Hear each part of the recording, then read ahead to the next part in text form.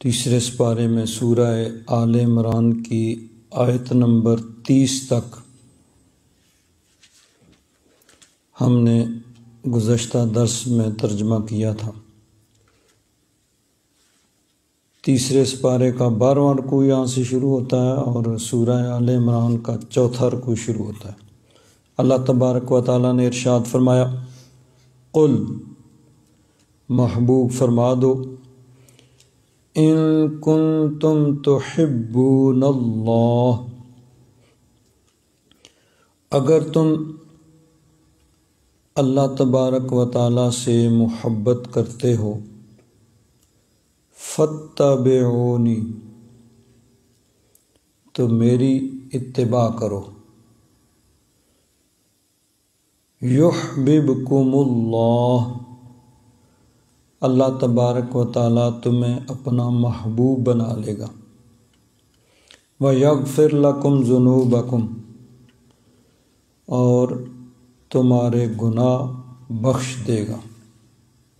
واللہ غفور الرحیم، اللہ تبارک و تعالیٰ بخشنے والا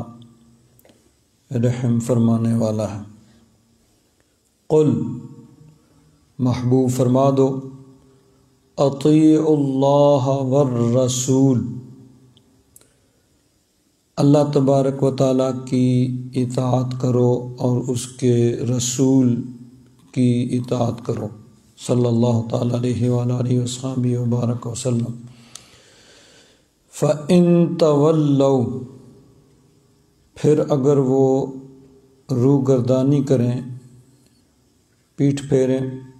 فَإِنَّ اللَّهَ لَا يُحِبُّ الْكَافِرِينَ، تو پھر یاد رکھو، سن لو کہ اللہ تبارک و تعالیٰ کافروں کو پسند نہیں کرتا، ان سے محبت نہیں کرتا۔ ان آیات مبارکہ کی تفسیر کے اندر حضرت علامہ غلام رسول سعیدی صاحب تبیان القرآن کے اندر فرماتے ہیں، پہلے تو پچھلی آیات کے ساتھ ربط، کیونکہ قرآن پاک کی آیات کا آپس میں تعلق ہوتا ہے جو تسلسل ہے عبارت کا، تو فرماتے ہیں کہ اس سے پہلی آیات جو ہیں اس میں اللہ تبارک و تعالیٰ نے کفار سے محبت اور دوستی رکھنے سے منع فرمایا تھا۔ پچھلی آیات کے اندر اللہ تبارک و تعالیٰ نے مومنوں کو فرمایا کہ لا يتخذ المؤمنون الکافرین اولیاء من دون المؤمنین، کہ مومنوں کو چھوڑ کر کافروں کو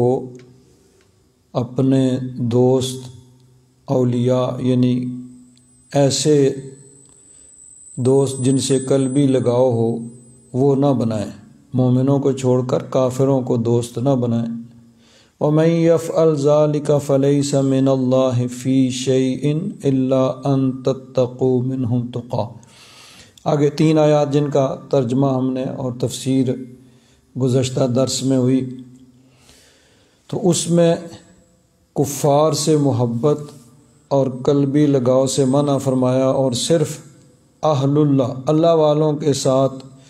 محبت کرنے کی اجازت دی، اور جب کہ بعض کفار بھی اللہ تبارک و تعالیٰ سے محبت کرنے کا دعویٰ کرتے تھے، تو اللہ تبارک و تعالیٰ نے ارشاد فرمایا کہ اللہ تبارک و تعالیٰ سے محبت کی علامت اور نشانی کیا ہے؟ نبی کریم صلی اللہ علیہ وسلم کی اتباع اور آپ کی پیروی۔ جو آپ کا پیروکار ہے وہ اللہ تبارک و تعالیٰ کا محب ہے، وہ اللہ تعالیٰ سے محبت کرنے والا ہے، اور جو آپ کی پیروی سے محروم ہے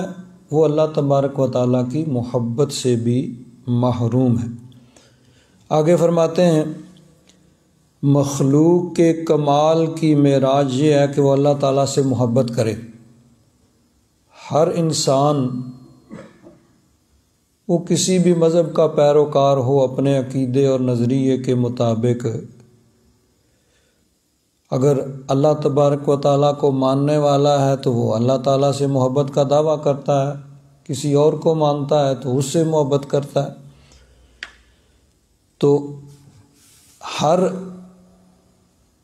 انسان یعنی اللہ تبارک و تعالیٰ کو ماننے والا اور خصوصاً مسلمان، اس کے کمال کی معراج یہ ہے کہ وہ اللہ تعالیٰ سے محبت کرے، اور اللہ تبارک و تعالیٰ کی ان پہ عنایت یہ ہے کہ وہ ان سے محبت کرے۔ اب اللہ تبارک و تعالیٰ بھی جو اس سے صدق دل سے اس کے حکم کے مطابق محبت کرتا ہے، تو اللہ تبارک و تعالیٰ یہاں فرمایا کہ اگر تم اللہ سے محبت کرتے ہو، محبوب کہہ دو اگر تم اللہ سے محبت کرتے ہو تو میری اتباع کرو۔ جب میری اتباع کرو گے تو کیا ہوگا؟ یحببکم اللہ، اللہ تبارک و تعالیٰ تم سے محبت کرے گا، تمہیں اپنا محبوب بنا لے گا۔ یعنی تمہارا اللہ تبارک و تعالیٰ سے محبت کا دعویٰ بھی سچا ہوگا، اور صرف یہ نہیں کہ تم اللہ تعالیٰ کے محب ہوگے بلکہ اللہ تعالیٰ کے محبوب بھی بن جاؤ گے۔ تو اللہ تبارک و تعالیٰ سے محبت یہ انسان کے کمال کی معراج ہے، اور اللہ تبارک و تعالیٰ کا کرم یہ ہے کہ اللہ تبارک و تعالیٰ اپنے بندوں سے محبت فرماتا ہے۔ لیکن اللہ تبارک و تعالیٰ نے اپنی محبت کے حصول کے لیے تمام مخلوق پر یہ واجب کر دیا کہ وہ سیدنا محمد صلی اللہ علیہ وسلم کی اتباع اور آپ کی اطاعت کریں، کہ اللہ کا محبوب وہی ہوگا اللہ تبارک و تعالیٰ سے محبت کرنے کے دعوے میں سچا، اور اللہ کا محبوب وہی ہے جو اللہ کے محبوب کی اطاعت اور فرما برداری کرے۔ چنانچہ حدیث پاک میں آتا ہے، حضرت جابر بن عبداللہ انصاری رضی اللہ تعالیٰ عنہ فرماتے ہیں کہ رسول اللہ صلی اللہ تعالیٰ علیہ وسلم نے ارشاد فرمایا کہ اگر حضرت کلیم اللہ موسیٰ علیہ السلام تمہارے سامنے زندہ ہوتے تو میری اتباع کرنے کے سوا ان کے لیے بھی کوئی امر جائز نہ ہوتا، کہ آج اگر موسیٰ علیہ السلام بھی ہوتے دنیا میں تو وہ بھی میری ہی اتباع کرتے، کیونکہ اللہ تبارک و تعالیٰ نے قرآن پاک میں ارشاد فرمایا کہ عالم ارواح میں اللہ تبارک و تعالیٰ نے جب تمام انبیاء کرام کی روحوں کو جمع کیا تو تمام روحوں کو، انبیاء کرام کی روحوں کو جمع کر کے اللہ تبارک و تعالیٰ نے پہلے تو ان سے پختہ عہد لیا کہ جب میں تمہیں کتاب و حکمت دوں پھر تمہارے پاس آ جائے وہ بڑی شان والا رسول مصدق لما معکم لتؤمنن به ولتنصرن، تو تم ضرور ان کی مدد کرنا اور ان پر ایمان لانا اور ان کی مدد کرنا۔ قال ااقررتم واخذتم علی ذلکم اسری، اللہ تبارک و تعالیٰ نے فرمایا کہ کیا تم نے اقرار کیا اور اس پر میرا باری ذمہ لے لیا؟ قالوا اقررنا قال فاشهدوا وانا معكم من الشاہدین، اللہ تعالیٰ نے فرمایا کہ تم بھی گواہ ہو جاؤ، میں بھی تمہارے ساتھ گواہ ہوں۔ تو عالم ارواح میں اللہ تبارک و تعالیٰ نے تمام نبیوں سے میثاق کہتے ہیں ایسا معاہدہ جس پہ قسم کھا کے اس کو پختہ کیا جائے، تو تمام نبیوں سے یہ معاہدہ اللہ تبارک و تعالیٰ نے یہ عہد لیا کہ جب میرا محبوب تشریف لائے تو لتؤمنن به ولا تنصرن، تم ضرور ان پہ ایمان لانا اور ان کی مدد کرنا۔ تو اس لیے حضور نے فرمایا کہ آج اگر موسیٰ علیہ السلام بھی زندہ ہوتے تو وہ بھی میری ہی اتباع کرتے، اس کے سوا ان کے لیے بھی کوئی امر جائز نہ ہوتا۔ تو علامہ سعیدی صاحب فرماتے ہیں جب حضرت موسیٰ علیہ السلام پر بھی سیدنا محمد صلی اللہ علیہ وسلم کی اتباع واجب ہے، تو جو لوگ حضرت موسیٰ علیہ السلام کی طرف منسوب ہیں اور ان کے امتی ہونے کا دعویٰ کرتے ہیں، اپنے آپ کو یہودی کہتے ہیں، حضرت موسیٰ علیہ السلام کے پیروکار ہونے کا دعویٰ ہے، تو ان پر بطریق اولا یہ چیز واجب ہے کہ وہ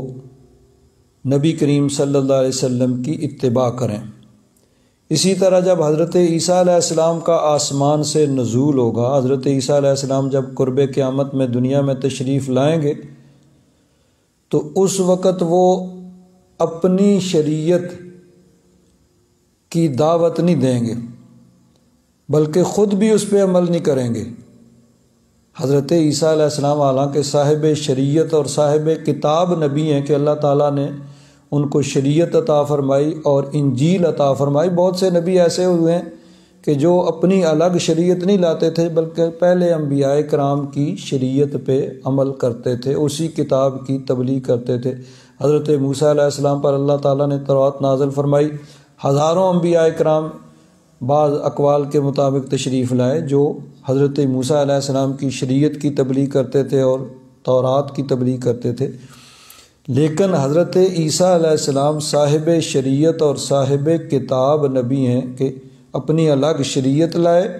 اور اللہ تعالیٰ نے انہیں کتاب یعنی انجیل عطا فرمائی۔ لیکن جب وہ قرب قیامت دنیا میں تشریف لائیں گے تو اس وقت نہ اپنی شریعت کی وہ دعوت دیں گے نہ اپنی کتاب کی تبلیغ کریں گے، بلکہ وہ بھی نبی کریم صلی اللہ علیہ وسلم کی شریعت، حضور کی سنت اور قرآن پاک کے مطابق وہ حکم کریں گے اور اسی کی خود بھی اتباع کریں گے۔ بخاری شریف کی حدیث حضرت ابو ہریرہ فرماتے ہیں کہ نبی کریم صلی اللہ علیہ وسلم نے ارشاد فرمایا، اس وقت تمہارا کیا مرتبہ ہوگا جب تم میں ابن مریم کا نزول ہوگا، یعنی حضرت عیسیٰ علیہ السلام تشریف لائیں گے اور امام تم میں سے ہوگا۔ تو اب جب حضرت عیسیٰ علیہ السلام کا نزول ہوگا، حدیث پاک میں آتا ہے، تو حضرت امام مہدی مصلی امامت پہ کھڑے ہوں گے، اقامت ہو چکی ہوگی، صفیں درست ہو چکی ہوں گی، ابھی نماز شروع نہیں ہوئی ہے، حضرت عیسیٰ علیہ السلام کا نزول ہوگا تو حضرت امام مہدی عرض کریں گے کہ آپ اللہ کے رسول ہیں تو آپ تشریف لائیں مصلی امامت پہ، تو حضرت عیسیٰ علیہ السلام فرمائیں گے کہ نہیں، امامت آپ ہی کریں گے۔ تو حضرت امام مہدی کی امامت میں وہ اقتداء کریں گے اور ان کے مقتدی بن کے نماز پڑھیں گے۔ تو حضور نے فرمایا کہ اس وقت تمہارا کیا حال ہوگا کہ جب حضرت عیسیٰ علیہ السلام کا نزول ہوگا اور امام تم میں سے ہوگا۔ تو جب حضرت عیسیٰ علیہ السلام بھی ہمارے نبی سیدنا محمد صلی اللہ علیہ وسلم کی اتباع کریں گے اور ان کی ملت کے پیروکاروں پر بطریق اولا واجب ہے، یعنی حضرت عیسیٰ علیہ السلام کو جو ماننے والے ہیں ان کے ماننے کا دعویٰ کرتے ہیں اور عیسائیت کے پیروکار ہیں، ان پہ بطریق اولا پھر یہ چیز لازم ہے کہ وہ نبی کریم صلی اللہ علیہ وسلم کی اتباع کریں۔ آگے حضرت امام رازی کی تفسیر کبیر کے حوالے سے حضرت علامہ سعدی صاحب فرماتے ہیں، امام رازی فرماتے ہیں اللہ تبارک و تعالیٰ نے پہلی آیتوں میں، اس سے پہلے جو ہے بطور تحدید اور وعید کے یعنی ڈرانے کے لیے لوگوں کو نبی کریم صلی اللہ علیہ وسلم پر ایمان لانے کی دعوت دی، اب ایک اور طریقہ سے ان کو آپ پر ایمان لانے کی دعوت دی ہے، وہ یہ کہ یہودی اور عیسائی یہ کہتے تھے کہ ہم اللہ کے بیٹے، اللہ کے محبوب ہیں، جس طرح کہ قرآن پاک میں اللہ تبارک و تعالیٰ نے ان کا یہ قول نقل فرمایا ہے 6 سپارے کے اندر، وَقَالَتِ الْيَهُودُ وَالنَّصَارَى نَحْنُ أَبْنَاءُ اللَّهِ وَأَحِبَّاؤُهُ، یہودی اور نصرانی یہ کہتے ہیں کہ ہم اللہ کے بیٹے اور اس کے پیارے ہیں، تو ان کا یہ دعویٰ تھا کہ ہم اللہ کے پیارے اور اللہ کے بیٹے ہیں۔ تو اللہ تبارک و تعالیٰ نے فرمایا کہ اللہ تبارک و تعالیٰ اولاد سے تو پاک ہے، جہاں تک اس کا پیارا یا اس کا محب ہونے کا تعلق ہے تو اس کا اب ایک ہی رستہ ہے، اور وہ رستہ کیا ہے کہ میرے محبوب کے مطیع ہو جاؤ، فرما بردار ہو جاؤ، میرے محبوب کو فالو کرو، میرے محبوب کے پیچھے لگ جاؤ۔ جو میرے محبوب کی اتباع کرے گا وہ نہ صرف یہ کہ میری محبت میں سچا ہوگا بلکہ وہ میرا محبوب بھی ہو جائے گا۔ اور دوسری روایت میں ہے کہ جس طرح سب لوگ جانتے ہیں کہ حضور جب تشریف لائے تو اس وقت بیت اللہ شریف میں کافروں نے بت سجائے ہوئے تھے، بتوں کی پوجا کی جاتی تھی۔ عرب میں عام بت پرستی ہوتی تھی، حتیٰ کہ بیت اللہ شریف میں بھی انہوں نے بت رکھے ہوئے تھے اور ان کی پوجا و پرستش کی جاتی تھی۔ تو نبی کریم صلی اللہ علیہ وسلم مسجد حرام میں تشریف لے گئے، وہاں قریش بتوں کو سجدہ کر رہے تھے۔ آپ نے فرمایا اے جماعت قریش، بے خدا یعنی اللہ کی قسم تم ملت ابراہیم کی مخالفت کر رہے ہو۔ یعنی قریش جو تھے سب حضرت ابراہیم علیہ السلام کی اولاد میں سے، اور ان کا دعویٰ یہ تھا کہ ہم حضرت عیسیٰ علیہ السلام کے فالوورز ہیں، ان کی اتباع کرتے ہیں، ان کی ملت پہ چلتے ہیں۔ تو حضور نے فرمایا کہ یہ بت پرستی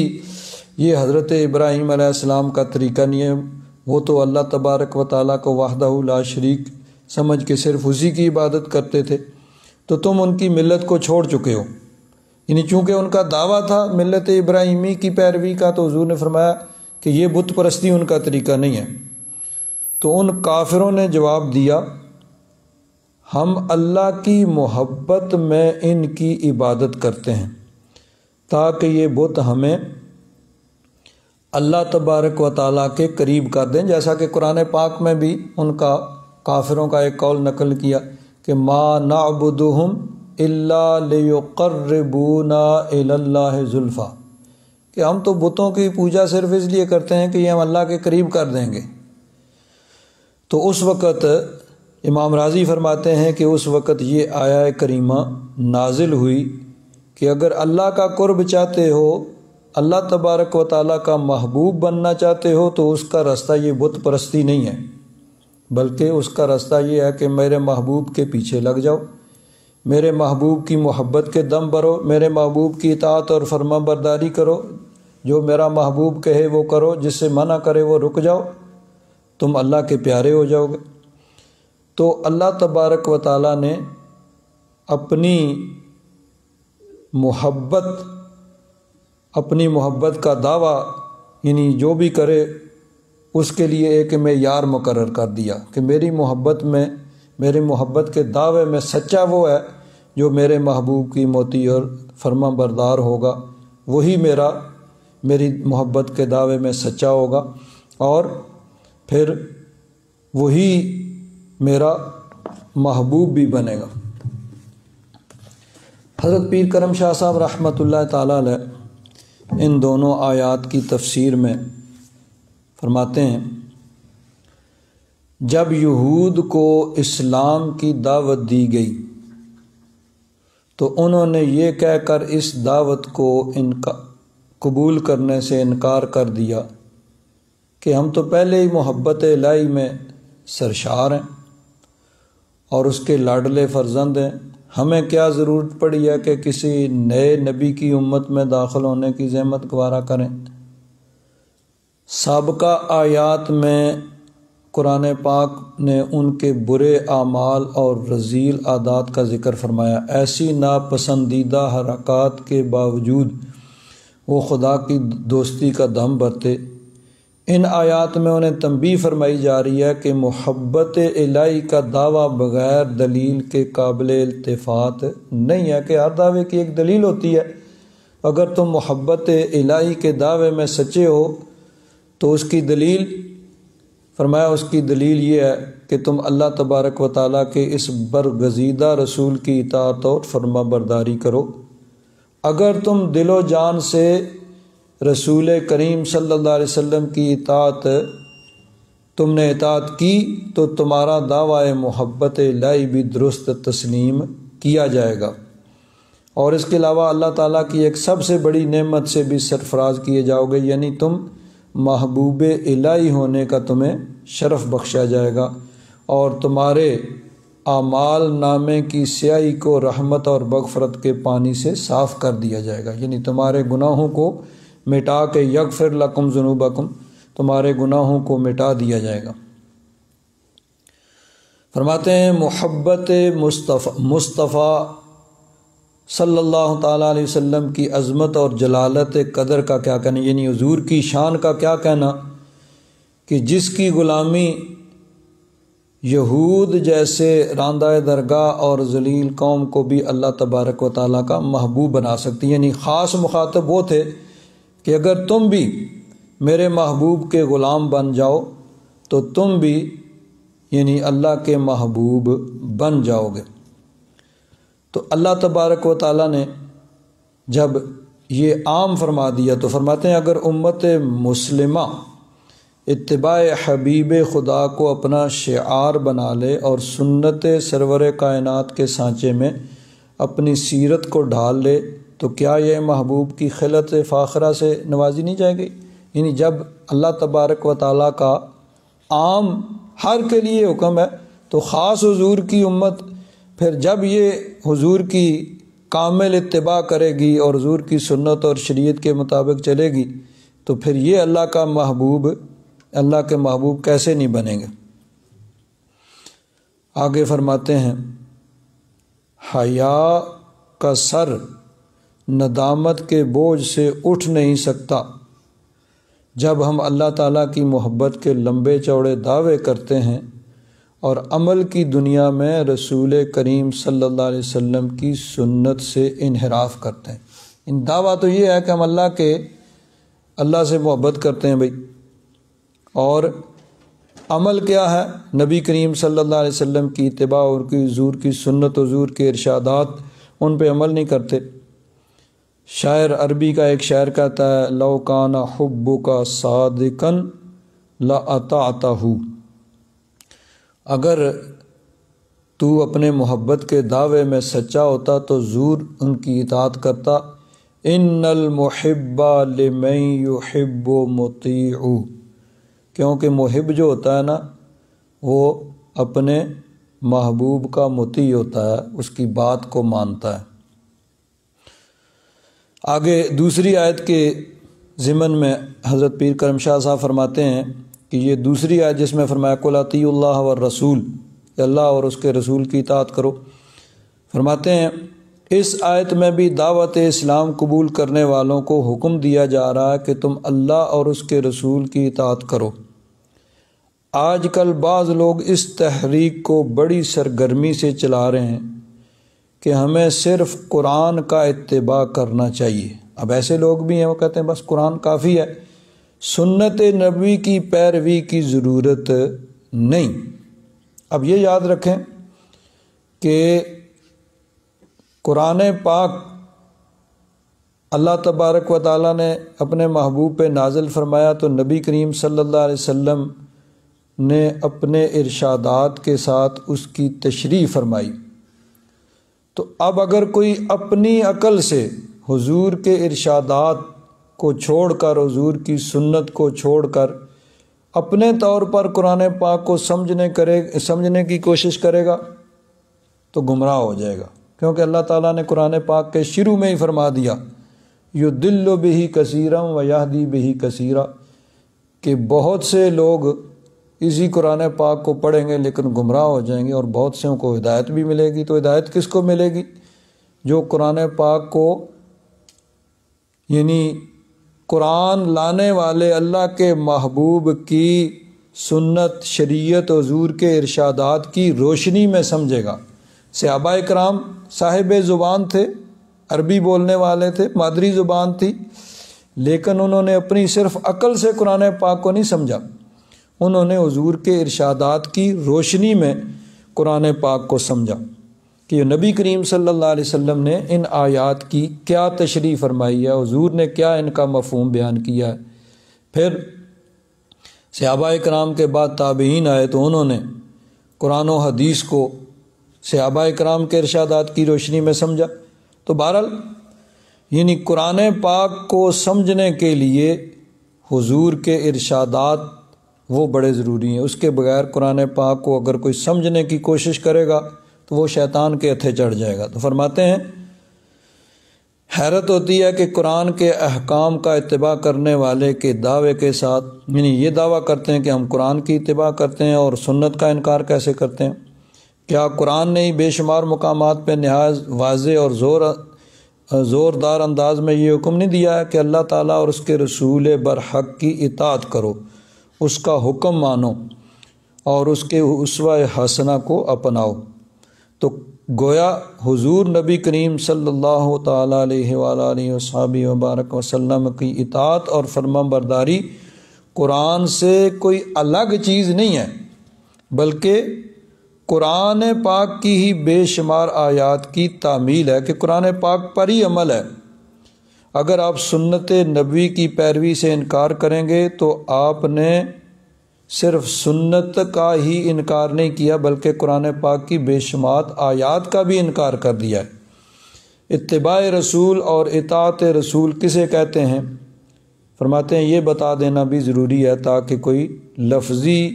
ابہام راہ راست سے منحرف کرنے کا باعث نہ بنے۔ تو آگے فرماتے ہیں کہ اتباع کا معنی یہ ہے کہ اس کے اس فعل کو اس طرح کیا جائے جس طرح وہ کرتا تھا۔ کسی کو اتباع یعنی کسی کو فالو کرنا، کسی کے پیچھے چلنا، اس کا معنی کیا ہے کہ اس کام کو اسی طریقے سے کیا جائے جس طرح جس کو فالو کر رہے ہیں اس نے کیا ہے۔ تو یہ مطلب ہے اتباع کا۔ تو اب نبی کریم صلی اللہ علیہ وسلم کی اتباع کا مطلب یہ ہے کہ ہر کام کو اس طرح کیا جائے جس طرح کسی کام کو نبی کریم صلی اللہ علیہ وسلم نے کیا ہے۔ تو حضور نبی کریم صلی اللہ علیہ وسلم کی اطاعت اور فرما برداری یہ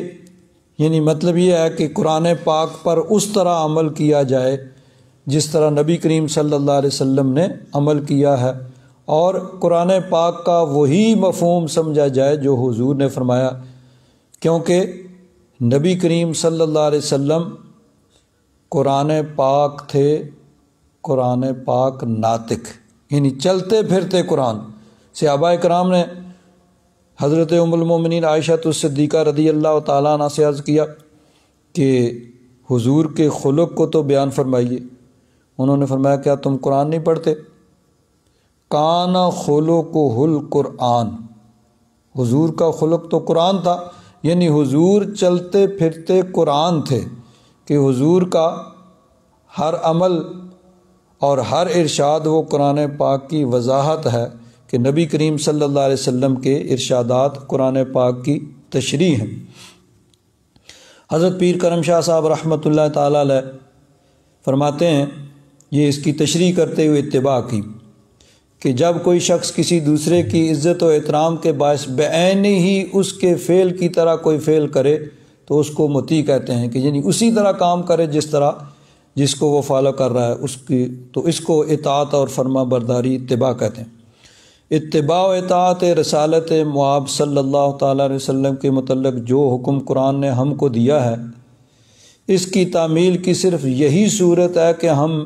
نبی کریم صلی اللہ علیہ وسلم کے افعال کو بالکل اسی طرح کریں جس طرح حضور نے وہ کام کیے ہیں، اور صرف اس لیے ادا کریں کہ یہ افعال اس ذات اطہر و اقدس سے ظہور پذیر ہوئے ہیں جو جمال و کمال کا وہ پیکر ہے جس سے حسین تر اور جمیل تر چیز کا تصور ممکن نہیں ہے۔ چنانچہ حضرت پیر کرم شاہ صاحب رحمۃ اللہ تعالیٰ علیہ نے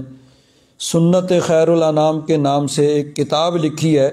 جس میں اس چیز کی وضاحت کی ہے کہ قرآن پاک کو سمجھنے کے لیے، قرآن پاک کو عمل کرنے کے لیے جب تک ہم حضور کے ارشادات، حضور کی سنت کو نہیں اپنائیں گے قرآن پاک پہ ہم عمل نہیں کر سکتے۔ تو اللہ تبارک و تعالیٰ نے فرمایا کہ اگر تم اللہ کا محبوب بننا چاہتے ہو، اللہ کا پیارا بننا چاہتے ہو تو اس کا طریقہ کیا ہے؟ اس کا طریقہ یہ ہے کہ میرے محبوب کی اطاعت اور فرما برداری کرو اور میرے محبوب کے پیچھے لگ جاؤ۔ اب دیکھیے اللہ تبارک و تعالیٰ کی محبت کا انسان دعویٰ کرتا ہے، تو اب اللہ تبارک و تعالیٰ کی محبت حضور کی اطاعت اور فرما برداری سے ملتی ہے۔ کہ اللہ تبارک و تعالیٰ کا محب وہ ہے جو حضور کی اطاعت اور فرما برداری کرتا ہے۔ چنانچہ اس کی وضاحت بخاری شریف کی ایک حدیث پاک سے ہوتی ہے کہ نبی کریم صلی اللہ علیہ وسلم نے ارشاد فرمایا، اللہ تبارک و تعالیٰ ارشاد فرماتا ہے کہ میرا بندہ میرا قرب حاصل کرتا ہے یتقرب الی بالنوافل، کہ وہ فرائض کی کثرت کرتا ہے۔ جب فرائض کی کثرت یعنی فرائض کو پوری طرح عمل کرتا ہے، جو اللہ تعالیٰ نے جن چیزوں کا حکم دیا ان پہ عمل کرتا ہے اور جن سے منع کیا ہے ان سے رکتا ہے، اور اس کے بعد پھر آگے ایکسٹرا اضافی عبادت نفلی عبادت کرتا ہے، کیونکہ جب تک فرض پورا نہ کیا جائے تو نفلی عبادت جو ہے اس کا کامل فائدہ نہیں ہوتا۔ وہ اسی وقت ہے کہ جب آدمی فرض کو پورا کر لے، اور اگر فرض میں کمی کی ہے تو پھر نفلی عبادت کا ثواب تو بہت کم ہوگا اور فرض کے ترک کا جو ہے وہ گناہ بہت زیادہ ہوگا۔ مثلا دیکھیے، ایک آدمی عشاء کی نماز جو ہے وہ پڑھتا ہے، فجر کی نماز پڑھتا ہے، تو عشاء کی اور جب فجر کی نماز اس نے پڑھ لی، اب اس پہ کوئی گناہ نہیں ہے، ساری رات وہ سوئے یا اپنا کام کرے، کوئی نہیں، اللہ رسول کے احکام کی خلاف ورزی نہ کرے، آرام کرے، کام کاج کرے، اس پہ کوئی گناہ نہیں ہے۔ اور ایک آدمی ساری رات نفل پڑھتا رہا یا قرآن پاک کی تلاوت کرتا رہا، لیکن اس نے عشاء کی یا فجر کی کوئی ایک نماز نہیں پڑھی، فجر کے 2 فرض نہیں پڑھے یا عشاء کی نماز نہیں پڑھی، تو اب ساری رات جو اس نے عبادت کی ہے نیک نیتی کے ساتھ، اس کا ثواب تو بہت تھوڑا ہوگا، فرض کو ترک کرنے کا گناہ بہت زیادہ ہوگا۔ تو سب سے پہلے تو فرائض کی پابندی ضروری ہے، اس کے بعد پھر آگے نفل، اور نفل ہوتا ہی وہ ہے کہ جو فرض کی تکمیل کرتا ہے۔ اب جب آدمی فرائض کو پورا کر کے نوافل کی کثرت کرتا ہے، رمضان شریف کے روزے کے بعد نفلی روزے رکھتا ہے، فرض نمازوں کے بعد نفلی نمازیں پڑھتا ہے، فرض واجب جو صدقات ہیں ان کو زکوٰۃ، فطرانہ، قربانی وغیرہ ادا کرنے کے بعد آگے نفلی صدقات کرتا ہے، فرض حج کے بعد نفلی حج کرتا ہے، تو نفلی عبادات کے ساتھ فرمایا کہ وہ میرا قرب حاصل کرتا ہے، حتیٰ احببتہ، وہ میرا قرب حاصل کرتا رہتا ہے حتیٰ کہ میں اس کو اپنا محبوب بنا لیتا ہوں۔ تو اللہ تبارک و تعالیٰ فرماتا ہے میں اس کو اپنا محبوب بنا لیتا ہوں، اور جب وہ اللہ کا محبوب بنتا ہے تو پھر آگے اس سے کرامات کا ظہور ہوتا ہے، اس حدیث پاک میں آگے پھر وہ تفصیل سے ہے۔ اب ایک دوسری حدیث پاک دیکھیے کہ جب اللہ تعالیٰ کا محبوب کوئی بندہ بن جاتا ہے تو پھر کیا ہوتا ہے۔ حضرت امام بخاری رحمۃ اللہ تعالیٰ علیہ نے اس حدیث پاک کو 3 مرتبہ بخاری شریف کے اندر نقل کیا ہے۔ پہلے کتاب بدء الخلق میں باب ذکر الملائکہ، پھر کتاب الادب میں باب المکت من اللہ تعالیٰ، یعنی اللہ تعالیٰ کی محبت، اور تیسری مرتبہ اس کو کتاب التوحید میں امام بخاری نے نقل کیا ہے، باب کلام الرب مع جبریل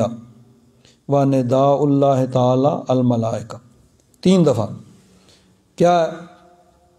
نبی کریم صلی اللہ علیہ وسلم نے ارشاد فرمایا ان اللہ اذا احب عبدا، جب اللہ تبارک و تعالی کسی کو اپنا محبوب بنا لیتا ہے، اور محبوب بننے کا طریقہ کیا ہے؟ حضور کی اطاعت، فرما برداری، پھر اس کے بعد یعنی حضور کی اطاعت اور فرما برداری میں عبادت کی کثرت، نوافل کی کثرت، فرائض کی ادائیگی کے بعد نوافل کی کثرت۔ یہ بھی یاد رکھیں کہ یہ وہی نوافل اللہ تبارک و تعالیٰ کے قریب کریں گے جو حضور کی اطاعت اور فرما برداری، حضور کی اتباع میں ہوں گے۔ اگر حضور کے طریقے کو چھوڑ کر کوئی نفل پڑھے گا، جس طرح میں نے کہا کہ اگر کوئی فرض نہیں پڑھتا نفل پڑھتا رہتا ہے تو اس کے فرائض کے ترک کا گناہ بہت زیادہ ہے، تو نوافل کا ثواب بہت کم ہے۔ تو حضور کی اطاعت، حضور کی فرما برداری، حضور کی اتباع، حضور کے طریقہ کے مطابق جب کوئی آدمی فرائض کی ادائیگی کے بعد نوافل کی کثرت کرتا ہے تو وہ اللہ کا محبوب بن جاتا ہے، اور جب محبوب بنتا ہے تو پھر کیا ہوتا ہے؟ ان اللہ اذا احب عبدا، اللہ تبارک و تعالی جب کسی بندے کو اپنا محبوب بنا لیتا ہے تو نادا جبریل، اللہ تبارک و تعالی حضرت جبریل امین کو پکار کے ارشاد فرماتا ہے، اے جبریل انی احب فلانا، میں فلاں سے محبت کرتا ہوں، فلاں میرا محبوب ہے، فاحبہ، تو اے جبریل تو بھی اس سے محبت کر، فلاں بندہ میرا محبوب ہے، میرا پیارا ہے، یعنی وہی چینل جس طریقے سے وہ اللہ کا محبوب بنتا ہے، حضور کی اتباع اور حضور کی اطاعت کے ساتھ نوافل کی کثرت، فرائض کی ادائیگی کے بعد نوافل کی کثرت، جب اللہ کا محبوب بن جاتا ہے تو پھر اللہ تبارک و تعالی حضرت جبریل امین سے ارشاد فرماتا ہے کہ اے جبریل فلاں بندہ میرا پیارا ہے، پس تو اس سے محبت کر۔ قال فیحبہ جبریل، رب ذوالجلال کے حکم تھے، حضرت جبریل اس سے محبت کرتے ہیں جو اللہ کا محبوب ہوتا ہے۔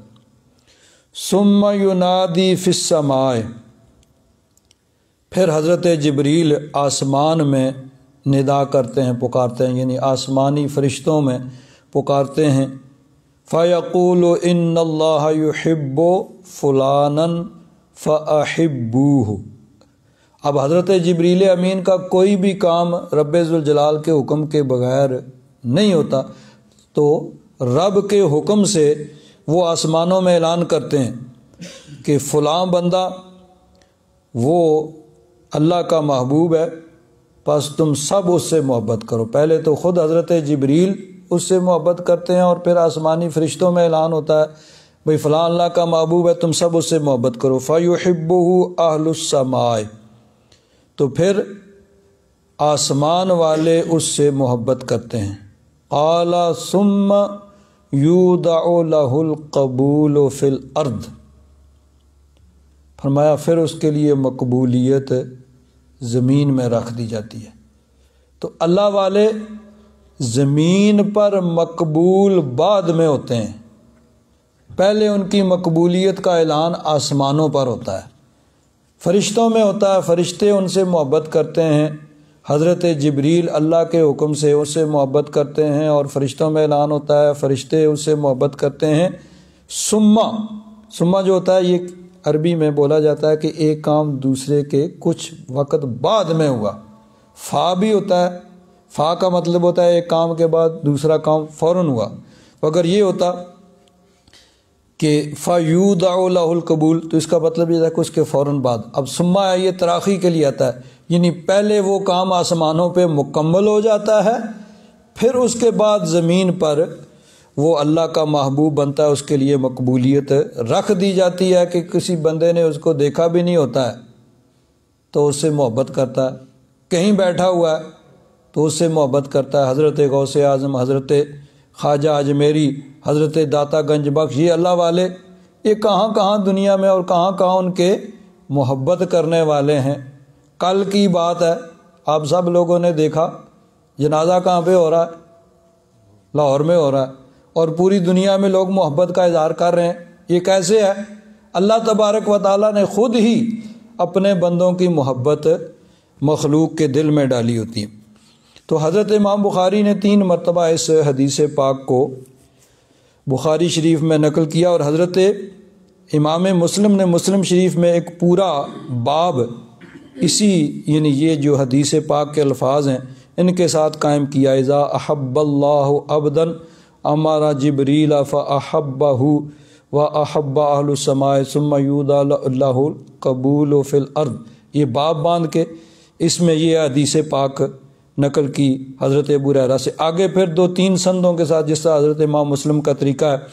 کہ وہ اسی کو آگے بیان کرتے ہیں،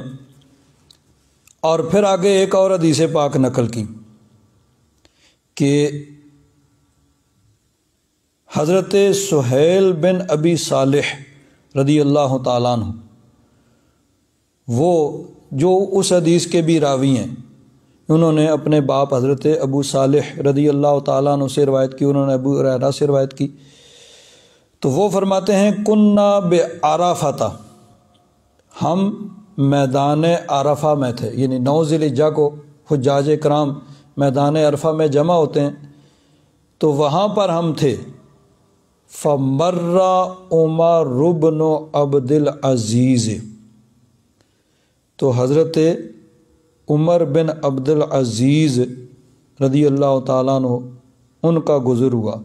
وہو علی الموسم، وہ اس وقت امیر حج تھے، یعنی یہ ان کی خلافت سے پہلے کا وقت ہے کہ جب وہ امیر حج تھے، اور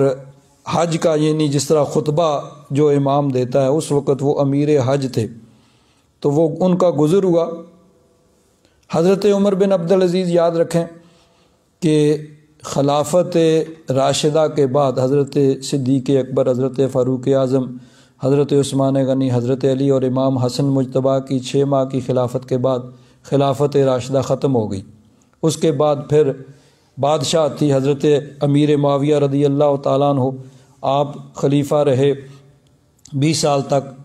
اس کے بعد پھر آگے بنو امیہ کے جو بادشاہ ہوئے ہیں، ان میں سے بہت سے جو تھے وہ فاسق و فاجر بدکار قسم کے لوگ بھی تھے، لیکن انہی میں سے حضرت عمر بن عبد العزیز آئے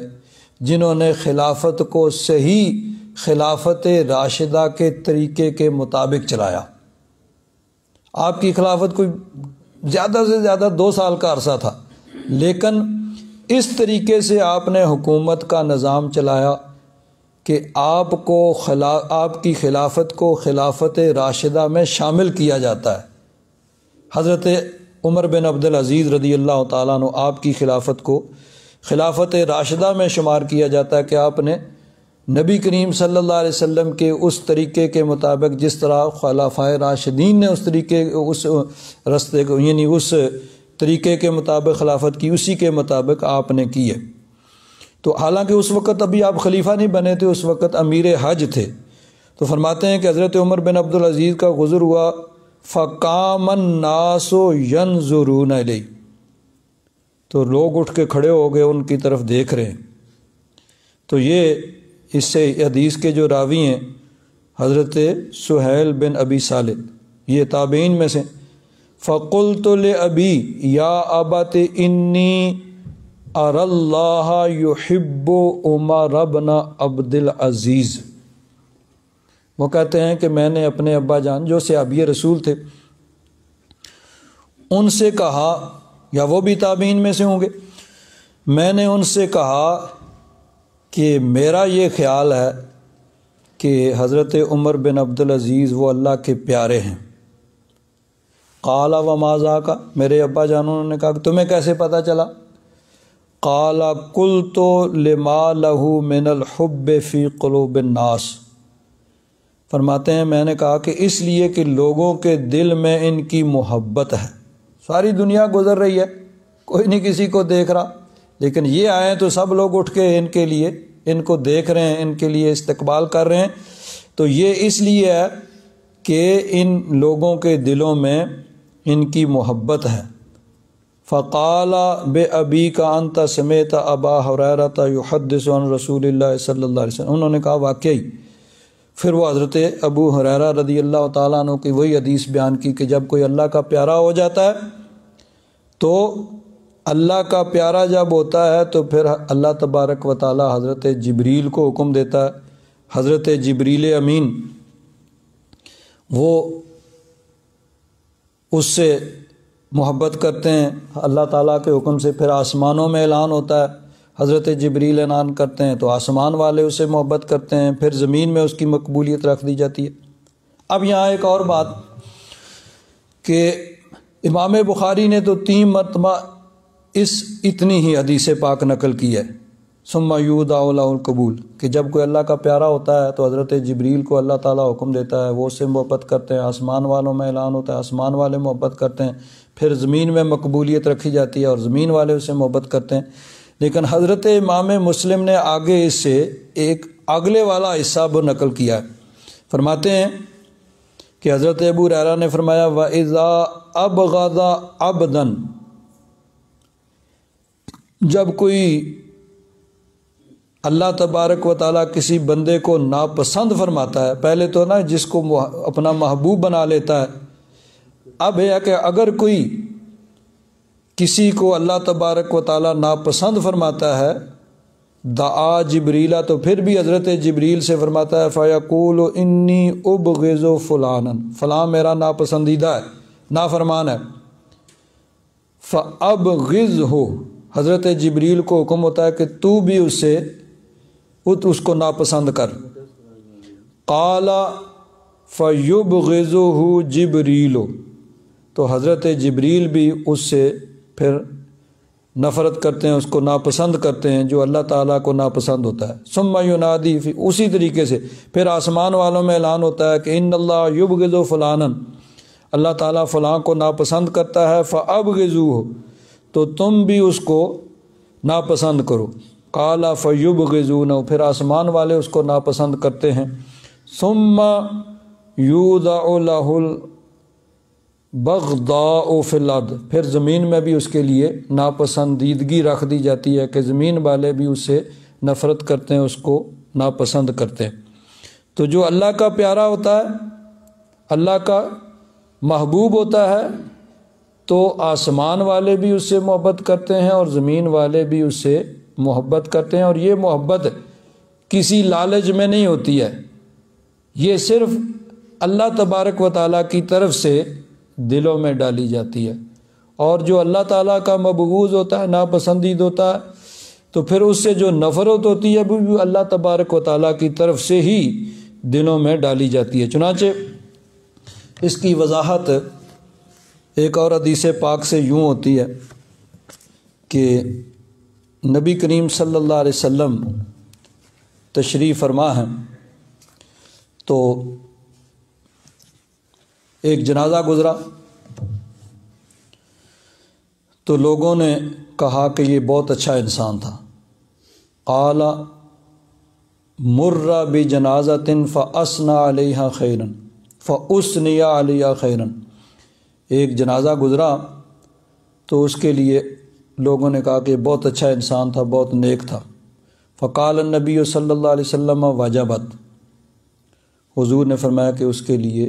واجب ہو گئی۔ وَمُرَّ بِجَنَازَةٍ فَأُثْنِيَ عَلَيْهَا شَرًّا، پھر ایک جنازہ گزرا تو لوگوں نے کہا کہ یہ اچھا انسان نہیں تھا، یہ بہت برا انسان تھا، تو حضور نے فرمایا واجبت، اس کے لیے بھی واجب ہو گئی۔ فقال عمر رضی اللہ تعالیٰ عنہ فداک ابی و امی، یا رسول اللہ میرے ماں باپ آپ پر قربان ہوں۔ ایک جنازہ گزرا تو لوگوں نے اس کی بھلائی، نیکی، تقوی، پرہیزگاری کا ذکر کیا، تو آپ نے فرمایا کہ اس کے لیے واجب ہو گئی۔ اور دوسرا جنازہ گزرا، لوگوں نے کہا کہ یہ برا انسان تھا، اس کی برائی کا تذکرہ ہوا، تو آپ نے فرمایا اس پر واجب ہو گئی۔ تو کیا واجب ہوا؟ تو نبی کریم صلی اللہ علیہ وسلم نے ارشاد فرمایا فمن اثنیتم علیہ خیرا وجبت لہ الجنہ، جس کی تم نے تعریف کی ہے نا، نیکی، تقوی، پرہیزگاری کی گواہی دی ہے کہ یہ بڑا نیک انسان تھا، اس کے لیے جنت واجب ہو گئی۔ وَمَنْ أَثْنَيْتُمْ عَلَيْهِ شَرًّا وَجَبَتْ لَهُ النَّارُ، اور جس کی تم نے برائی، یہ تذکرہ کیا ہے کہ بڑا انسان تھا، یعنی کوئی کام اس کا اچھا نہیں تھا، ہمیشہ یہ ہر کام کے اسی پہلو کو نظر رکھتا تھا، ہمیشہ پھڈے بازی کرتا تھا، ہمیشہ شر ہی شر ہوتا تھا، خیر اس میں کوئی نہیں ہوتی تھی۔ تو فرمایا کہ جس کی تم نے شر کو بیان کیا ہے وجبت لہ النار، اس کے لیے جہنم واجب ہو گئی ہے۔ انتم شہداء اللہ فی الارض، انتم شہداء اللہ فی الارض، کہ تم زمین میں اللہ کے گواہ ہو۔ تو یعنی صحابہ اکرام کو ارشاد ہے، ظاہر بات ہے صحابہ اکرام کے بعد نیک متقی پرہیزگار لوگ جو بھی ہوں گے تو وہ جس کی نیکی اور تقوی اور پرہیزگاری کے گواہ ہوں گے وہ اللہ تبارک و تعالیٰ کے نزدیک بھی اچھا اور نیک ہوگا، اور فرمایا اس کے لیے جنت واجب ہو گئی۔ اور جس کے مرنے کے بعد لوگ کہیں شکر ہے جان چھٹی، یعنی کوئی کام اس کا اچھا نہیں تھا اور لوگوں نے شکر کیا بھائی اس سے جان چھوٹی، تو فرمایا اس کے لیے جہنم واجب ہوگی۔ کہ زندہ انسان جو زمین پہ نیک متقی پرہیزگار لوگ موجود ہیں ان کی گواہی وہ کافی ہے، جو گواہی دیں گے وہی اللہ تبارک و تعالیٰ کے نزدیک ایسے۔ اب دیکھیے دنیا میں تو انسان کے پاس طاقت ہوتی ہے، اقتدار ہوتا ہے، مال و دولت ہوتا ہے، کسی کے پاس اس کا لاؤ لشکر ہوتا ہے جس کے ذریعے سے لوگ ظاہرداری کے طور پر، مجبوری کے طور پر اس کی عزت کرتے ہیں، لیکن مرنے کے بعد پھر انسان کا فیصلہ ہوتا ہے کہ وہ کیسا انسان تھا۔ ایک حدیث پاک میں آتا ہے کہ ابغض الرجال الی اللہ الد الخصام، ایک حدیث پاک میں ہے کہ سب سے برا انسان وہ ہے کہ جس کی عزت لوگ اس لیے کریں تاکہ اس کے شر سے بچیں، اس کے شر سے بچنے کے لیے لوگ عزت کرتے ہیں، یعنی وہ قابل تو نہیں ہے لیکن مجبوراً اس کے شر سے بچنے کے لیے لوگ اس کی عزت کرتے ہیں۔ دوسرا ابغض الرجال الی اللہ الد الخصام، کہ اللہ کے نزدیک سب سے برا انسان وہ ہے کہ جو گڑالو ہے، ہر بات میں پھڈا، ہر بات میں جھگڑا۔ تو جو انسان اس کے جانے کے بعد اللہ کے نیک بندے اس کی اچھائی کی گواہی دیں گے وہ اللہ کے نزدیک بھی اچھا ہوگا، اس کے لیے جنت واجب ہے، اور جس کے جانے کے بعد لوگ اس کی برائی کی یعنی گواہی دیں گے وہ اللہ کے نزدیک بھی برا ہوگا، اور فرمایا اس کے لیے جہنم واجب ہوگی۔ اسی لیے اعلیٰ حضرت فاضل بریلوی رضی اللہ تعالیٰ عنہ نے عرض کیا صدقہ پیارے کا ایسا ہو کہ جو سنی مرے یوں نہ فرمائیں تیرے شاہد کہ وہ فاجر گیا، یعنی گویا اللہ تبارک و تعالیٰ کی بارگاہ میں ایک دعا ہے کہ یا رب ذوالجلال ہمیں زندگی ایسے گزارنے کی توفیق دے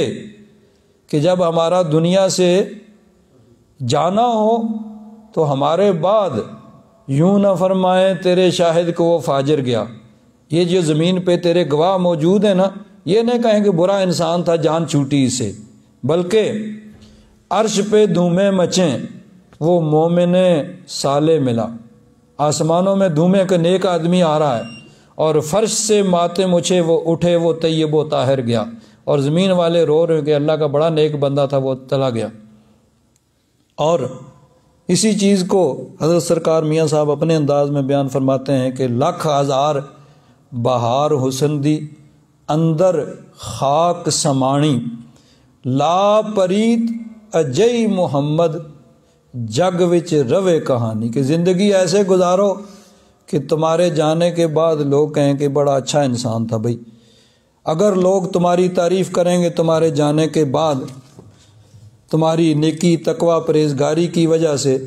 تو سمجھ لو کہ تم اللہ تبارک و تعالیٰ کے نزدیک بھی اچھے ہو، اور اگر لوگوں نے تمہارے جانے کے بعد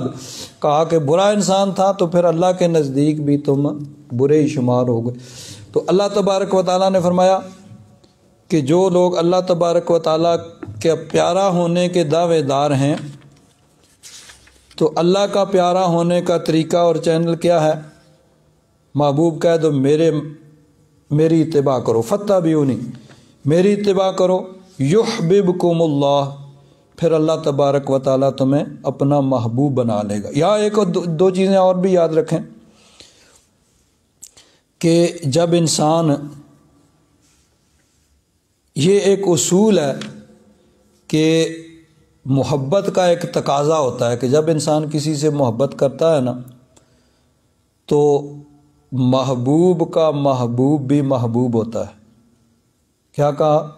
کہ محبوب کا محبوب بھی محبوب ہوتا ہے، یعنی جس سے انسان محبت کرتا ہے وہ جس چیز سے محبت کرتا ہے وہ بھی انسان کو پیاری ہو جاتی ہے۔ ہم نبی کریم صلی اللہ علیہ وسلم کی محبت کا دعویٰ، تو اللہ تبارک و تعالیٰ کی محبت کا تقاضا یہ ہے کہ اللہ کے محبوب سے محبت کرو، یعنی محبوب کا محبوب محبوب ہوتا ہے، تو جو اللہ تعالیٰ سے محبت کرتا ہے وہ اللہ کے محبوب سے محبت کرے گا۔ اور نبی کریم صلی اللہ علیہ وسلم کی محبت کا تقاضا یہ ہے کہ نبی کریم صلی اللہ علیہ وسلم نے جن جن چیزوں سے محبت کی ہے ان کو محبوب رکھا جائے۔ اب دیکھیے حضور کو کیا چیز پیاری تھی؟ حضور نے فرمایا قرۃ عینی فی الصلاۃ، میری آنکھیں نماز سے ٹھنڈی ہوتی ہیں۔ یعنی کوئی چیز بہت انسان کو پیاری ہوتی ہے تو وہ کہتے ہیں یہ آنکھوں کی ٹھنڈک ہے، تو فرمایا کہ قرۃ عینی فی الصلاۃ، میری آنکھوں کی ٹھنڈک نماز میں ہے۔ تو اب اگر ہم اللہ رسول سے محبت کریں اور نماز میں کوتاہی کریں تو وہ محبت پھر سچی نہیں ہے، ابھی تک اس میں کمی ہے۔ وہ محبت کامل اسی وقت ہوگی کہ جب ہماری بھی آنکھوں کی ٹھنڈک نماز ہو جائے گی۔ اسی طرح اب دیکھیے محبت والے کیسے ہوتے ہیں۔ حضرت ابو ہریرہ فرماتے ہیں کہ ایک مرتبہ میں نبی کریم صلی اللہ علیہ وسلم کے ساتھ گیا، حضور مجھے اپنے ساتھ لے گئے اور ہم حضرت علی کے گھر تشریف لے گئے۔ حضرت علی کے گھر چلے گئے، حضرت امام حسن مجتبیٰ چھوٹے سے بچے ہیں، حضور نے ان کو پکارا، وہ دوڑتے ہوئے آئے، حضور نے ان کو سینے سے لگایا اور فرمایا اللہم انی احبہ فاحبہ، کہ یا رب ذوالجلال میں اس سے پیار کرتا ہوں، تو بھی اسے اپنا محبوب بنا لے، وَأَحِبَّ مَن يُحِبُّهُ، اور جو اس سے محبت کرے تو اسے بھی اپنا محبوب بنا لے۔ تو اب محبوب کا محبوب، تو حضرت ابو ہریرہ فرماتے ہیں کہ حضور کے اس ارشاد کے بعد حضرت امام حسن بن علی، امام حسن مجتبیٰ سے زیادہ پیارا میرے لیے کوئی نہیں تھا کہ یہ میرے محبوب کا محبوب ہے۔ اور حضرت انس بن مالک رضی اللہ تعالیٰ عنہ فرماتے ہیں کہ میں ایک دفعہ حضور کے ساتھ ایک دعوت پہ گیا، ایک شخص نے دعوت کی، میں حضور کے ساتھ گیا تو اس نے کھانا پیش کیا، تو کھانا کیا تھا؟ گوشت تھا، اور گوشت میں کدو کاٹ کے ڈالا ہوا تھا، کدو کے ٹکڑے تھے۔ تو نبی کریم صلی اللہ علیہ وسلم اس پیالے کے اندر کدو کے ٹکڑوں کو ڈھونڈ رہے تھے، یعنی شوربہ تھا نا، گوشت اور شوربہ، تو اس میں سے حضور کدو جو ہے اس کے ٹکڑے ڈھونڈ رہے تھے۔ تو میں نے دیکھا حضور پسند فرماتے ہیں، تو میں وہ کدو کے ٹکڑے ڈھونڈ کے حضور کی بارگاہ میں پیش کیے۔ تو فرماتے ہیں کہ اس دن سے میں کدو سے محبت کرتا ہوں کہ یہ میرے محبوب کی پسندیدہ یعنی کھانے کی چیز ہے۔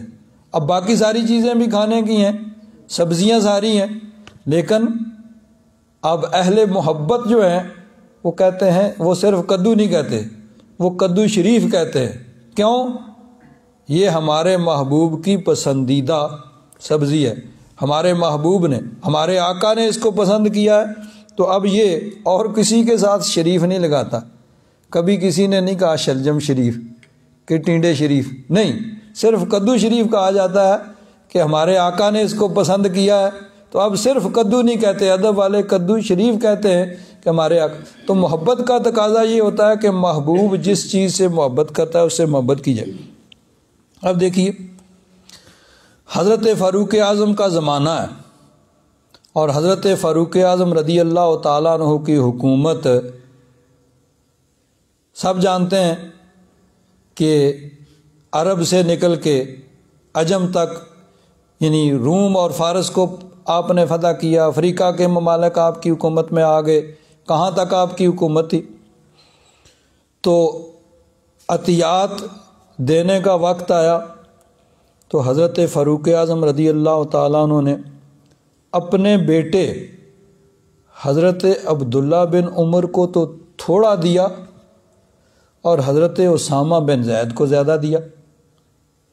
حضرت اسامہ بن زید حضرت زید بن حارثہ کے بیٹے ہیں۔ حضرت زید بن حارثہ کو حضور نے آزاد کر کے اپنا متبنہ بنایا تھا، وہ حضور کے لے پالک تھے، حضور اپنا ان کو بیٹا قرار دیا تھا، تو ان کے بیٹے حضرت اسامہ تھے۔ تو حضرت اسامہ کو تو زیادہ دیا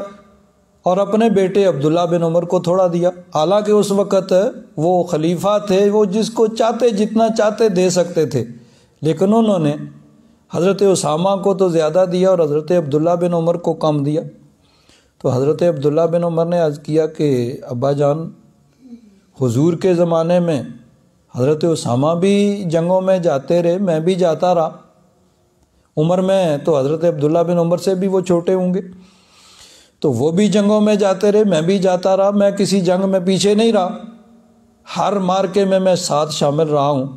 لیکن آپ نے ان کو زیادہ دیا اور مجھے تھوڑا دیا۔ تو حضرت فاروق اعظم رضی اللہ تعالیٰ عنہ نے ارشاد فرمایا کہ ٹھیک ہے، جنگوں میں تو جاتا رہا، لیکن یاد رکھ کہ اسامہ جو ہیں وہ تجھ سے زیادہ نبی کریم صلی اللہ علیہ وسلم کو پیارے تھے، اور ان کے باپ زید تیرے باپ یعنی مجھ سے، فاروق اعظم سے زیادہ نبی کریم صلی اللہ علیہ وسلم کو پیارے تھے،